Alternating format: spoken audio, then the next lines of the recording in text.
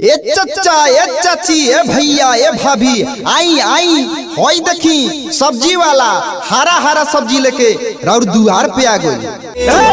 लाई हरा हरा सब्जी हो खइब त मिली एनर्जी हो देहिया मोटाई जइब गोटाई बाबुआ। अरे बाबुआ अरे का हो ये हमार बच्चा ए बाबा ये हरियर हरियर सब्जी बा। अरे बच्चा बतइब कि का बा। आलू कुदरून बाटे लहसुन प्याज हो ले लो टमाटर परवर छोड़ा काम काज हो। ए बाबा आलू बा प्याज बा मरचा बा टमाटर बा परवर बा कुदरून बा बैगन बा भिंडी बा और काचा आम बा पाकलो आम बा। ले ली सब लोग ले ली। आई आई जल्दी आई देर मत लगाई न तो गाड़ी फिर एजा से निकल जाई दूसरा गांव में। आई आई जल्दी आई। आम बाया चार वाला औरी बात सहरी हो रोवत होई है बबुआ घर में निकल न बहरी हो। अच्छा राजू भैया हमरो को 5 किलो आम तौल दिन तो।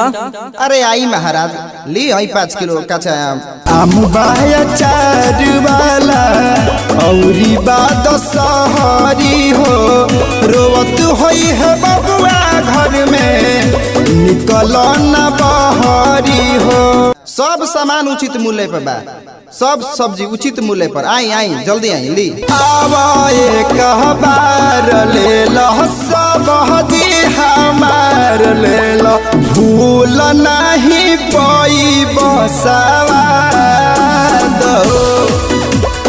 आवाए कहबार ले बह सब्जी बार बार ले हमारा के करबैया हो।